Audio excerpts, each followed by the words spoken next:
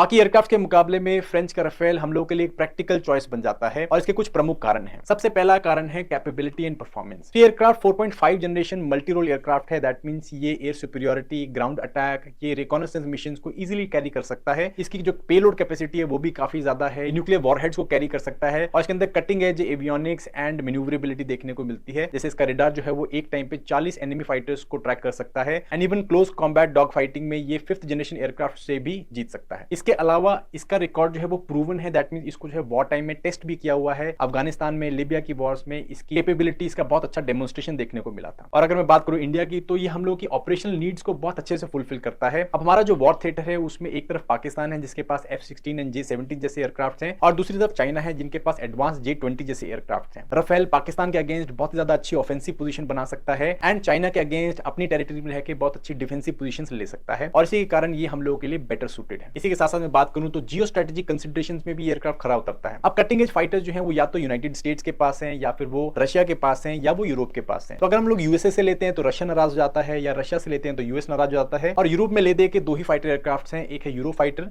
जो कि 4 नेशंस के कंसोर्टियम से बना हुआ है और दूसरा है रेफाल जो कि फ्रेंच के पास है। फ्रांस के साथ अच्छे रिलेशन होने के कारण हम इनसे अपग्रेड्स ले सकते हैं, इनसे वेपन प्लेटफॉर्म्स ले सकते हैं इस एयरक्राफ्ट के लिए। तो बेसिकली ये हम लोगों के लिए एक अच्छी चॉइस बन जाती है। इसी के साथ साथ फ्रांस के साथ अच्छे रिलेशन होने के कारण ये हम लोगों को टेक्नोलॉजी ट्रांसफर के लिए एंड इन एयरक्राफ्ट को इंडिया में मैन्युफैक्चर करने के लिए भी राजी हो गए थे, जो कि हम लोग को अपने इंडिजिनस फाइटर एयरक्राफ्ट डेवलप करने के लिए हेल्पफुल हो सकता है। And last but not the least, cost effectiveness. अब अपफ्रंट इस एयरक्राफ्ट की कॉस्ट कंपैरेटिवली ज्यादा है जो कि अराउंड $200 मिलियन के आसपास में पड़ती है, बट ओवरऑल जो लाइफ टाइम कॉस्ट है वो इसकी कंपैरेटिवली कम है अगर मैं इसकी कंटेम्परेरी की बात करूं जैसे कि F-35 या Su-35। तो इसी कारण ये हम लोगों के लिए एक बहुत ही प्रैक्टिकल सोल्यूशन बन जाता है हमारी एयरफोर्स की नीड्स के।